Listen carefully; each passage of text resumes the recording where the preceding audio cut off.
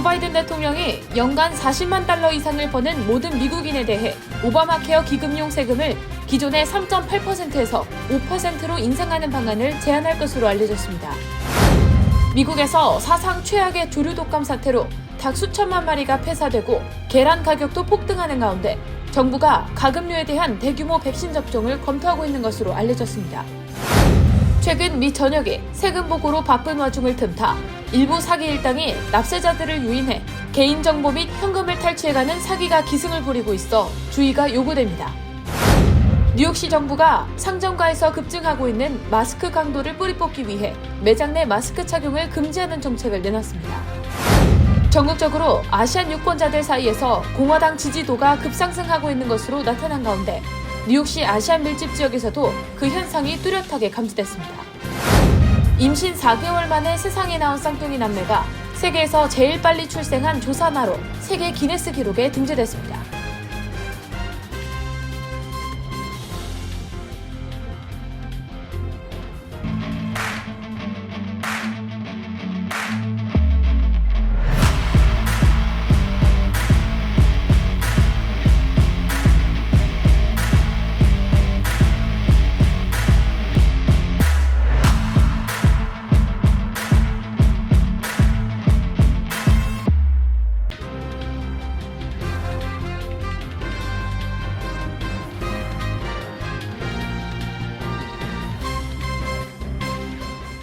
여러분 안녕하십니까? KBTV 뉴스9 이창환입니다. 조 바이든 대통령이 부자 증세를 통해 메디케어 기금 확보에 나섭니다. 연간 40만 달러 이상을 버는 모든 미국인에 적용되던 오바마 케어 기금용 세금을 기존의 3.8%에서 5%로 인상한다는 방침입니다. 오늘의 첫 번째 소식 전장희 기자가 전해드립니다. 바이든 대통령이 9일 발표할 행정부 예산안에 메디케어 자금을 충당하기 위해 고소득자의 오바마 케어 기금용 세금을 기존의 3.8%에서 5%로 인상하는 것을 제안할 것이라고 로이터 통신이 보도했습니다. 백악관은 이 세율 상향이 이루어지면 메디케어 펀드가 쓰일 수 있는 기간은 최소한 25년 연장된다고 밝혔습니다. 가장 최근의 메디케어 자금 분석은 신탁기금이 2028년에 동인할 것이라고 예측했지만 바이든의 이번 예산안대로 되면 적어도 2050년대까지 지불 능력이 연장됩니다. 백악관은 메디케어 법안이 통과된 후 미국의 소득과 부의 불평등은 극적으로 심화됐다며 소득이 높은 사람들에게서 더 큰 비용을 부담하게 함으로써 우리는 앞으로 수십 년간 메디케어 프로그램을 탄탄하게 유지할 수 있다고 설명했습니다. 또 처방약 개혁을 통해 메디케어가 처방약에 지불하는 돈의 규모도 줄이겠다고 전했습니다.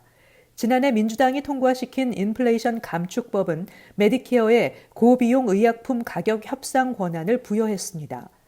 예산안은 그 조항 중 일부를 강화하고 메디케어가 더 많은 약의 가격을 협상할 수 있도록 하며 출시 직후 약값을 협상할 수 있도록 했습니다.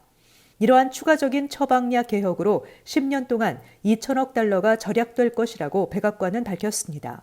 다만 공화당이 하원을 장악하고 있어 바이든의 예산안이 원안대로 통과될지는 미지수입니다. 백악관과 공화당은 미국의 31조 4천억 달러 부채 한도 상향을 놓고 대립하고 있는데 공화당은 부채 한도를 늘리는 대신 메디케어 등의 지출 삭감을 요구하고 있습니다. KBTV 뉴스 전상입니다. 미국에서 사상 최악의 조류 독감 사태로 닭 수천만 마리가 폐사하거나 살처분되고 이에 따라 계란 가격이 폭등하고 있는 가운데 정부가 가금류에 대한 집단 조류 독감 백신 접종을 고려 중이라는 보도가 나왔습니다. 자세한 소식 김은지 기자가 전합니다. 미국에서 조류 인플루엔자가 심하게 퍼지면서 수천만 마리의 닭이 폐사되고 달걀값이 급등하는 가운데 인간 전염 가능성도 제기돼 우려를 낳고 있습니다. 지난해 초에 시작된 미국의 최근 조류 독감 확산은 전국 최대 규모로 진행돼 왔습니다. 50개 주 중 47개 주에서 5,800만 마리의 가금류가 감염된 것으로 집계됐으며 야생 조류에서도 발병 사례가 흔하게 확인됐습니다. 올해 1월 미국의 계란 가격은 작년 같은 기간 대비 70% 올랐습니다. 이에 미 농무부가 닭, 칠면조, 오리 등 가금류 종별로 H5N1으로 명명된 원인 조류 독감 바이러스의 백신 후보 물질을 시험 중이며 미국 역사상 최초로 가금류 대상 조류 독감 백신 접종을 대규모로 실시하는 방안을 업계 지도자들과 논의 중이라고 뉴욕타임스가 보도했습니다. 인플루엔자 바이러스를 연구하는 에머리대 애니스 로원 교수는 바이러스가 덜 퍼지도록 하는 것만으로도 인간이 이에 노출되는 것을 줄일 수 있다며 가금류에 대한 조류 독감 백신 접종 구상에 찬성하는 의견을 밝혔습니다. 그러나 이 구상에 대해 닭을 키우는 축산업자들은 반대, 칠면조를 키우는 다른 축산업자들은 찬성으로 의견이 갈리고 있는 상황입니다. 닭고기 생산용 육계 사업자들을 대표하는 전국개육협회 톰 수퍼 선임 부사장은 닭에 대한 조류 독감 백신 접종에 대해 널리 퍼져 있고 골치 아픈 문제에 대한 간단한 해결책처럼 보여서 처음에는 솔깃할지 몰라도 해결책도 될 수도 없고 간단하지도 않다며 반대 입장을 밝혔습니다. 그는 미국 육계 업체들이 닭고기의 18%를 수출하고 있다며 백신 접종으로 수출길이 막히면 엄청난 손실을 입게 된다고 설명했습니다. 미국의 육계 생산량은 연간 90억 마리가 넘고 수출 규모는 연간 60억 달러에 이르고 있습니다. 또 이런 집단 백신 프로그램이 시행되려면 상당한 기간이 걸릴 것이라는 전망도 같은 이유에서입니다. 계란을 생산하는 대규모 산란계 사육장의 경우 사육 두수가 500만 마리에 이르는 경우도 있으며 이런 시설에서는 백신으로 집단 면역을 달성하려면 2년이 걸릴 수도 있다고 전문가들은 설명했습니다. 익명을 요구한 백악관 관계자들은 조류 독감 사태 대응책으로 백신 프로그램만 검토하고 있는 것은 아니라며 현재로서는 가금류 농장들이 직원에 대한 살균 절차를 강화하는 등 생물 안전 조치에 집중하고 있다고 설명했습니다. 조류 독감 바이러스가 이미 밍크, 여우, 너구리, 곰 등 포유류에도 퍼진 것으로 확인돼 사람에게 잘 전파되는 변종이 앞으로 나올 수 있다는 우려도 제기되고 있지만 연방질병통제예방센터 CDC 전문가들은 조류 독감이 팬데믹이 될 위험은 낮다고 밝혔습니다. 보건당국은 그러면서도 사람 간 전파가 쉽게 이뤄지는 변이가 출현할 가능성에 대비해 모니터 작업을 진행 중이며 유사시 백신 생산 업체들이 대응할 수 있도록 정보를 제공하고 있습니다. KBTV 뉴스 김은지입니다. 최근 세금 보고로 인해 한창 바쁜 시즌인데요. 하지만 세금 보고 관련 사기 행각도 급증하고 있어 연방국세청과 뉴욕주 검찰이 각별한 주의를 당부하고 나섰습니다. 강정민 기자가 보도합니다. 최근 미 전역이 세금 보고로 바쁜 와중을 틈타 일부 사기 일당이 SNS를 통해 세금 환급을 더 많이 받을 수 있도록 도와준다고 접근해 납세자를 유인하고 개인정보 및 현금을 탈취해가고 있어 연방국세청이 각별한 주의를 당부하고 나섰습니다. 연방국세청에 따르면 온라인 사기범들은 SNS를 통해 세금을 더 많이 환급받을 수 있도록 도와줄 수 있다거나 무료로 세금 보고를 도와준다는 명목으로 피해자들에게 접근했던 것으로 파악됐습니다. 특히 이들 사기 일당들은 특정 소프트웨어를 통해 세금 보고 형식인 W2를 직접 작성할 것을 지시하는 것으로 알려졌습니다. 연방국세청은 사기 일당들은 최대 수만 달러의 세금 환급을 받을 수 있다고 주민들에게 접근하고 있으며 이를 통해 재정적인 피해로 이어지고 있다고 밝혔습니다.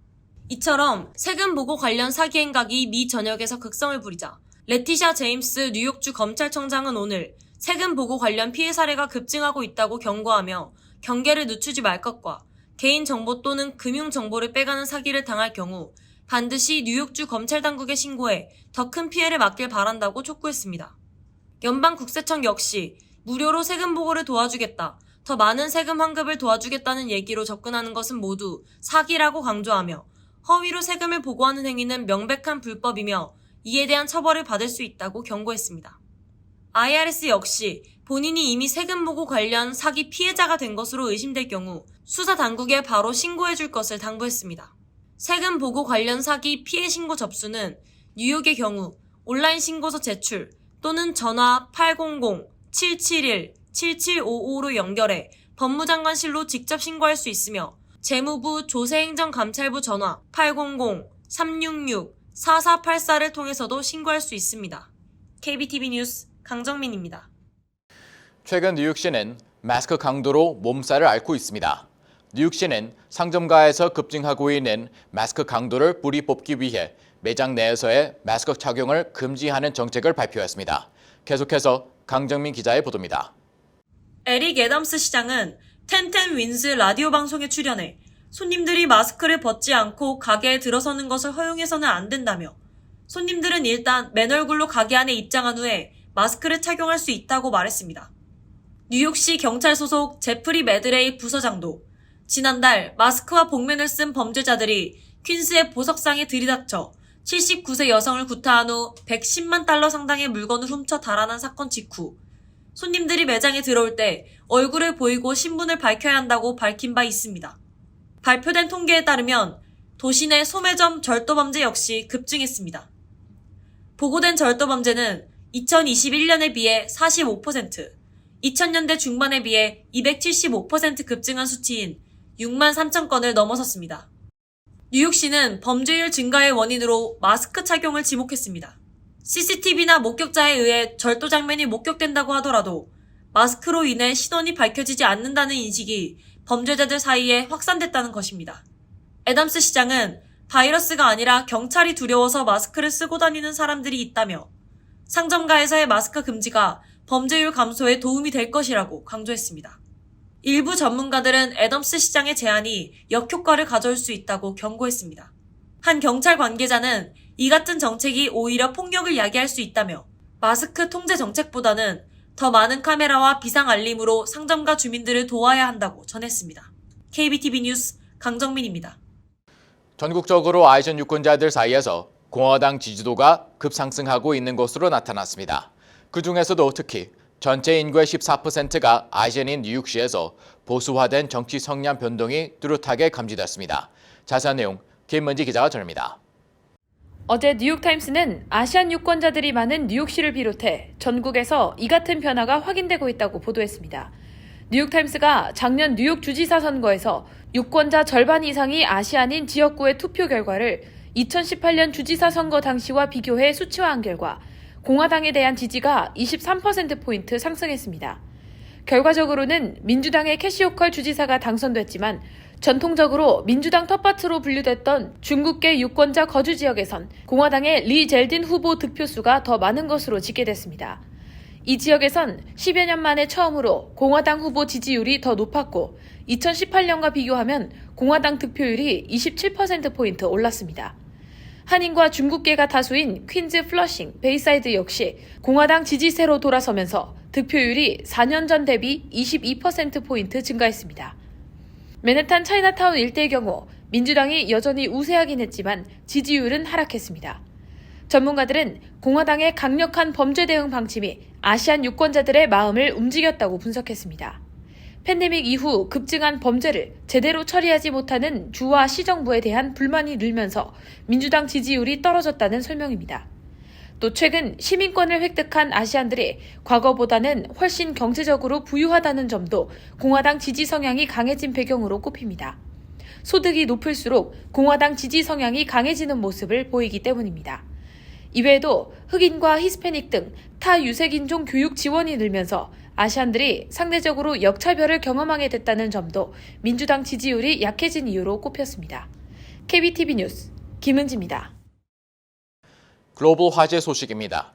캐나다에서 임신 만 22주에 세상에 나온 남매가 세계에서 제일 빨리 출생한 쌍둥이로 세계 기네스 기록에 등재됐습니다. 지난 4일 첫 생일을 맞은 이 쌍둥이는 종전의 조산 기네스 기록을 하루 앞섭니다. 김은지 기자의 보도입니다. 오늘 영국 BBC와 AFP통신은 무려 임신 4개월 차에 태어난 이른둥이 딸 아디아와 아들 아드리알의 근황을 전했습니다. 캐나다 온타리오에 사는 쌍둥이의 엄마 샤키나 라젬드람은 임신 21주 5일째 되는 날에 산통이 시작됐습니다. 당시 그녀는 의사들로부터 아기들의 생존 가능성이 0%라는 얘기를 듣고 남편과 함께 충격에 빠졌습니다. 하지만 라젬드람은 정확히 만 22주가 되는 날에 출산에 성공했고 쌍둥이는 2022년 3월 4일 각각 330g과 420g밖에 안 되는 자그마한 몸으로 세상에 나왔습니다. 기적적으로 태어난 쌍둥이 남매의 피부는 투명할 정도로 얇았고 몸은 앙상하게 마른 상태였습니다. 보통 임신 기간은 40주로 쌍둥이는 평균 아기보다 무려 18주나 일찍 출생한 셈입니다. 쌍둥이 엄마 라젠드람은 기네스 세계 기록에 분만을 시작했을 때 병원은 모든 생명 유지 조치를 거부했다. 거의 죽을 뻔했다라고 말했습니다. 대부분의 병원은 24주에서 26주 전에 태어난 아기를 소생시키지 않기 때문입니다. 6개월가량 신생아 집중치료실에서 지내면서도 쌍둥이는 뇌출혈 및 폐혈증 등 합병증 치료를 받으며 몇 번의 생사 위기를 맞았지만 퇴원에 성공할 정도로 너무나 기특하게 건강을 찾았습니다. 아디아와 아드리알은 생존 가능성 0%라는 예측을 깨고 누구보다 일찍 또 작게 태어났지만 쑥쑥 자라나 지난 4일 첫 번째 생일을 맞았습니다. 기네스에 따르면 딸 아디아는 출생 시 몸무게의 18배까지 성장했습니다. 쌍둥이 엄마 라젬드람은 딸 아디아를 하루 종일 미소 짓는 매우 행복하고 친화력 좋은 아기라고 소개했고 아들 아드리알은 신중하고 관찰력이 좋은 음악 애호가라고 묘사했습니다. 아드리알은 호흡기 질환으로 병원에 2차례 더 입원했지만 순조롭게 회복 중에 있습니다. KBTV 뉴스 김은지입니다. 뉴욕시 감사원실이 발표한 보고서에 따르면 시정부 15개 주요 부서 중 9개 부서가 인력 부족으로 인해 부서 내 목표 달성을 이루지 못했습니다. 공석률이 높은 부서로는 소상공인 지원서비스국, 빌딩국, 사회복지국, 교육국 등으로 5명 중 1명 이상이 결원인 상태입니다. 감사원실에 따르면 현재 뉴욕시 전체 공무원 공석률은 8%에 이르며 약 2만 3천 명이 결원인 상태입니다. 뉴욕타임즈는 뉴욕시 공무원 부족 사태로 시 노인들에게 무상급식을 제공하는 서비스부터 공적 기금 제공 등 시 주요 서비스가 장기간 지체돼 피해가 고스란히 시민들에게 가고 있다고 전했습니다. 뉴욕시 감사원실은 공무원 채용이 잘 되지 않는 이유로 첫째, 2명이 자리를 비워야 1명을 채용하는 1:2 채용 정책을 꼽았으며 또 다른 원인으로 원격 근무를 허용하지 않는 정책을 꼽았습니다. 뉴저지 내추럴 가스는 최근 발전소의 주요 연료인 천연가스 가격이 크게 떨어진 것을 반영해 3월달 사용 요금부터 약 8.1%를 내리겠다고 발표했습니다. 뉴저지 내추럴 가스가 밝힌 요금 인하 폭은 1년에 1000썸을 사용하는 가입자를 기준으로 할 때 연간 129달러 48센트를 절약하는 것입니다. 또 다른 메이저 에너지 회사인 PSENG도 가격을 소폭 인하합니다. PSENG는 3월달 사용 요금부터 썸당 3센트씩을 낮춰 부과할 예정인데 이렇게 되면 한 달에 100썸을 사용하는 가입자의 경우 3달러 정도를 덜 내게 됩니다. 가입자 한 달 평균 가스 사용량은 134.3썸으로 파악되고 있습니다. 이민서비스국은 노동허가서 신청서 I-765가 접수된 학생들의 학위 취득 전 현장 실습, 학위 취득 후 현장 실습, STEM OPT 24개월 연장 신청에 대한 신속 처리를 시행한다고 발표했습니다. 해당 대상자 중 신속 처리 신청을 원하는 신청자는 별도의 신청서 I-907을 제출해야 합니다. 또 이민서비스국은 오는 4월 3일부터 노동허가 신청서 I-765와 별도의 신청서 I-907을 같이 신청하는 경우도 접수 가능하다고 밝히고 4월 3일 이전에 I-765가 접수되지 않은 채 별도의 신청서를 신청할 경우 신속 처리가 거부된다며 주의를 요구했습니다. 뉴욕 총영사관은 오는 31일 금요일 오후 1시부터 오후 5시까지 퀸즈 지역 순회 영사를 실시한다고 밝혔습니다. 퀸즈 한인회 협조 아래 진행되는 이번 퀸즈 순회 영사는 뉴욕 퀸즈 한인회에서 열리게 되며 사전 예약은 필수입니다. 특히 이날에는 국적 안내 데스크도 별도로 운영할 예정입니다. 순회 영사는 민원인이 서류를 신청하고 추후 총영사관에서 해당 민원 서류를 발송하는 제도로 발송 비용을 민원인이 부담해야 하며 민원 서류 수령 역시 2주 이상 걸린다는 점을 고려해야 합니다. 잠시 후 커뮤니티 브리핑을 전해드립니다.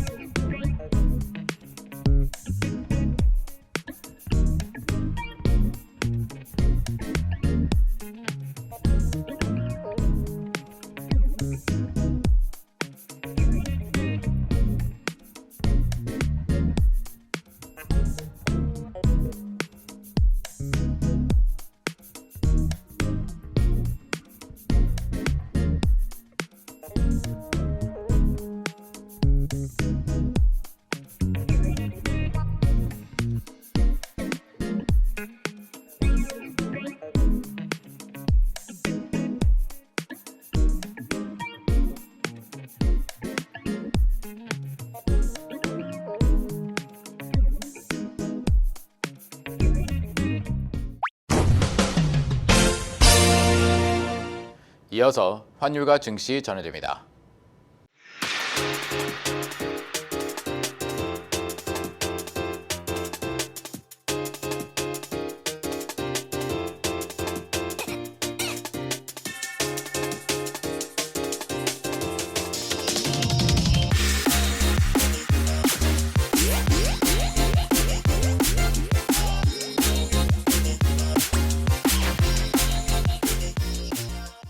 잠시 후 뉴욕과 뉴저지 날씨 전해드립니다.